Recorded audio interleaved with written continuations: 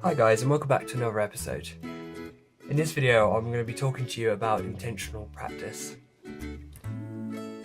The reason why intentional practice is always a good thing to do is that you're able to improve on a very small aspect very quickly. And if you keep working on different aspects, eventually the whole picture itself will improve. For example, if you're drawing a body, if you struggle to draw faces, if you repeatedly draw a face over a period of time, for example, like draw lots of little, I'll just do one here. So you draw a lot of little faces.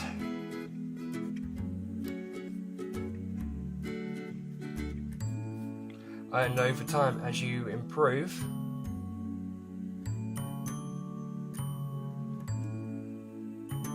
you'll get better. But you can also see where you went wrong. For example, that doesn't look very good. Why does it not look very good? Well, I don't know right now. So what you do is you draw it again.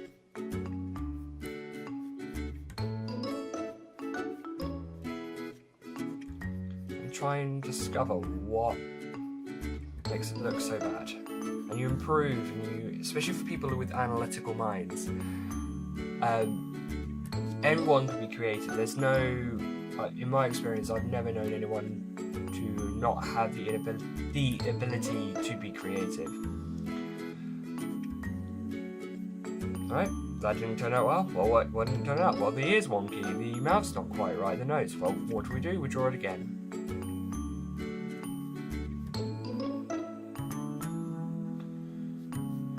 There we are. So turn at a slight angle this time.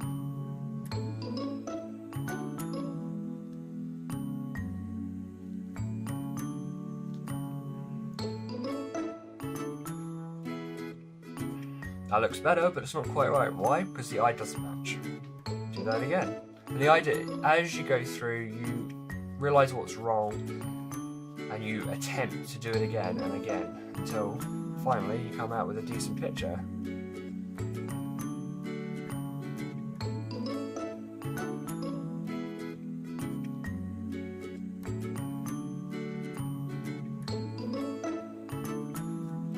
Just keep going over and over and over again until you finally do it. And the idea is to turn what would be normally something you have to really think about into something that's muscle memory, so you'll be able to start drawing these in your intuition. Now the difference between, let's say, a beginner artist and an experienced artist is their ability to call on their intuition, their experience. You may have heard the saying, it takes 10,000 hours to master something, or 10,000 drawings in this case. But little by little, you're getting yourself to that point where you're going to get 10,000 drawings. Now, I've just drawn 5 in the top row, going on to my 6th one. Now, that's 6 already on my list of becoming a master drawer of faces. But also where I'm focusing on something as small as the face, rather than, sorry, they look terrible right now, rather than the whole body, is that I'm able to improve on the face and get the face perfect and then work on the body. That way, rather than trying to do everything at once, you can overload there'll be like so many things wrong, you're just trying to overload your mind there. So with this, you're able to focus on something small. For example, my eyes, each one of these photos, each one of these pictures has generally been pretty awful. For the most part, my jawline's not so bad. So we'll focus on doing the eye. Put the centre line on, that's not good, is it? Alright. The eye looks better each time, even though it's still not perfect.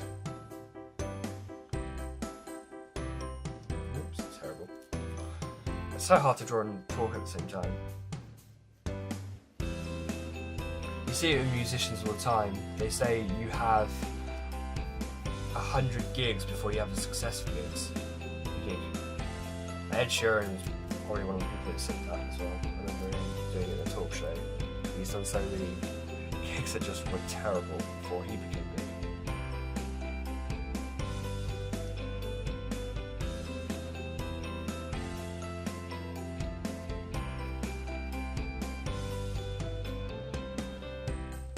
Yeah, and as you can see, we're they look terrible, but they're improving each time. It doesn't just have to be faces.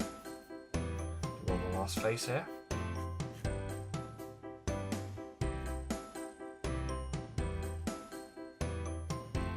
Just really rushing through. If I was actually doing this for real, I'd be a lot more careful. You can do it on torsos as well. For example, if I was going to do a torso,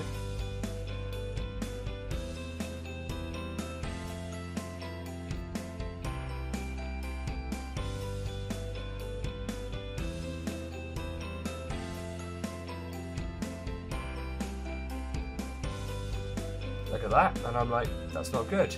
Oh, let's do it again.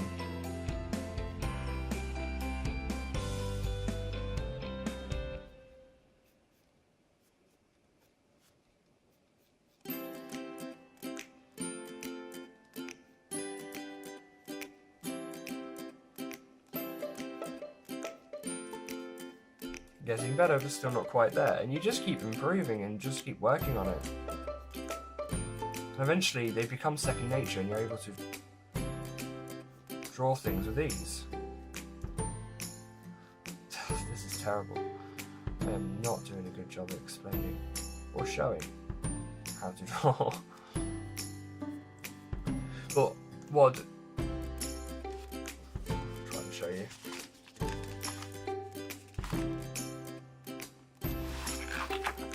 So you can see in the past I've done exactly that. I've gone and drawn repeatedly loads of different torsos trying to get the body proportions right. And I focused on trying to incorporate the legs next. And I kept finding my legs were too thick, too muscular, too... And I was working on it, and eventually I found out that I preferred the narrower hip style. You can see both here. And eventually, oh, nope, can't show you that.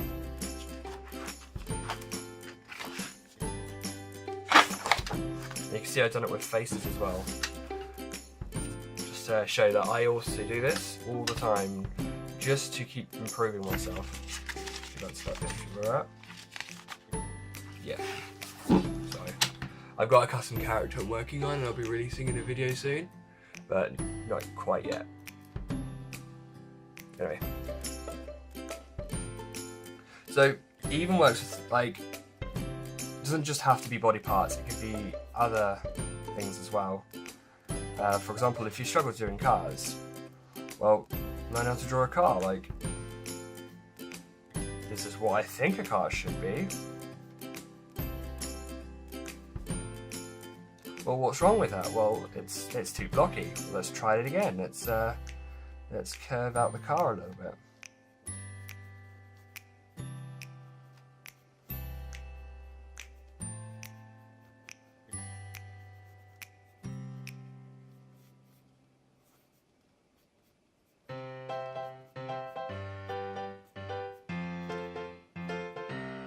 So this is just like really quick sketches to show that it works with anything. You can just keep going and going and learning how to draw different things just by repeating it. It's called intentional practice. You realise where you are weak, and then you focus on just improving yourself over a period of time. Like, don't try and do it all at once, because you're just not going to be able to do that, and you're going to get disheartened. With this, you're able to look, right, that's terrible, moved on to that, that's still not quite right, oh, I seem to have gone back a stage, I've even made it too small, and then you just keep going and going and going.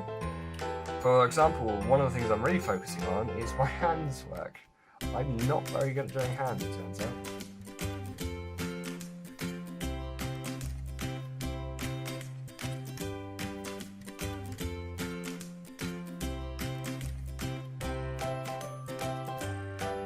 So, what I do is that I draw hands in multiple positions. And then, of course, I'm just doing a quick basic sketch right now.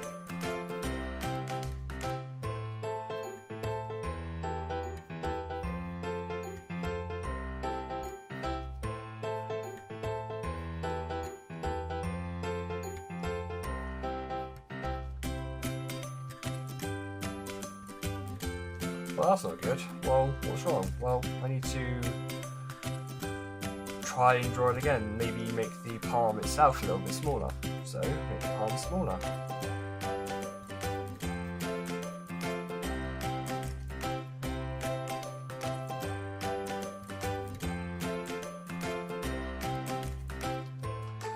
Realise I didn't draw the palm smaller. Okay, well let's try that again and actually draw the palm smaller. How do we draw the palm smaller? Well, we make the fingers longer.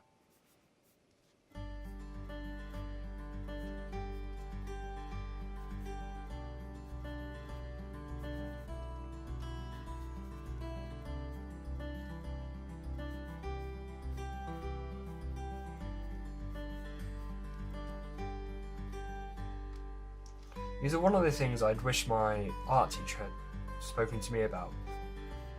Because it was so easy to get disheartened when I was in art class.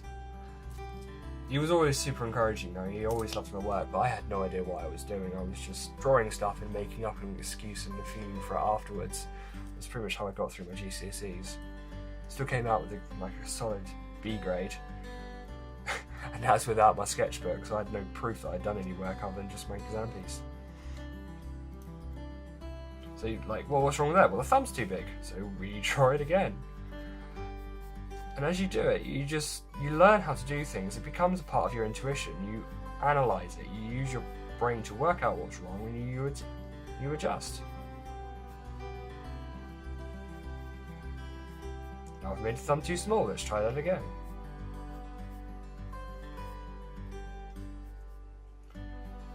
And the only thing that's different between a creative person and someone who's just starting out, who wants to be creative but they feel like they can't because they're too analytical, is that a creative person has done experiments. Creativity is willing to make mistakes.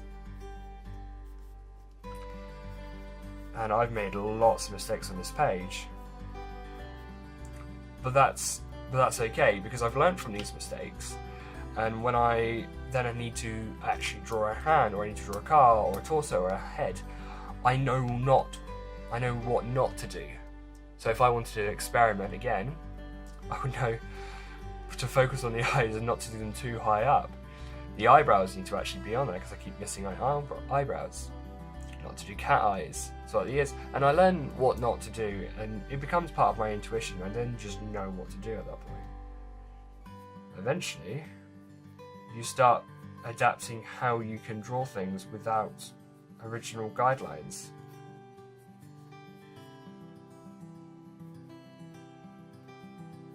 Realise it didn't work, and you can head right back to the way you originally were doing. Now this hand is actually too small. Now I can learn either by most people would want to automatically redo the picture again. That's one thing you can't do. I would never recommend you redraw over and rub out. You need to see your progression as you go, because not only is it good to see where you went wrong and where you've corrected it, but actually to look at the end, like 2 pages of just drawing hands in sequential, you'd be like, I've actually improved. And that's only in the space of, let's say, 10-20 minutes. Now if you do this every day, like I do, I spend my lunchtime at work just drawing hands, faces, feet, bodies, and I want to improve my character creation skills, so I'm trying to invent custom characters, which is incidentally what I'm doing now. I've created a custom character that I'm looking forward to actually finding, refining, and then digitizing for you guys on a video. And I'll explain that in another video. But just, people don't need to see this. This is your sketchbook. This is yours. Of course, if you want people to see it, that's not an issue, because show people that you've made the effort to improve, and that will actually help as far as your portfolio, to say, look, I realised where I was weak, and I spent hours, days, weeks, months, years improving on it. Now I'm not saying it's going to take years, but the point is you can prove that you are willing to improve on your own skills, and that's a admirable trait that all employers want to see within there.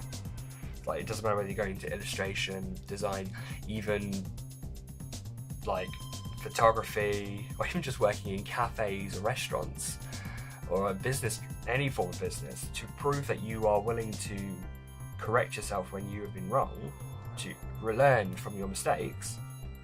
They would love you for it. What I wouldn't recommend is what I'm doing here, and flitter between the different... Oh my gosh, I am terrible at drawing when talking at the same time. This is such a difficult thing to do. Which is flitter between hands, cars, torsos, heads, adding on legs, which are terrible. Really fat legs. She needs to lay off the crisps a little bit. She's a bit stubby as well. Short torso. Don't do that because suddenly you're confusing your mind. You want to focus on one area and one area alone. Just on hands or just on any object. Just on the torso. Just on faces. And eventually by the end of it, you'll have something you'll be proud of. So I just want to say thank you for watching my video. And I look forward to seeing you in my next one. See ya. Hi guys, if you liked my video, please like, comment and subscribe. And stay tuned for more content.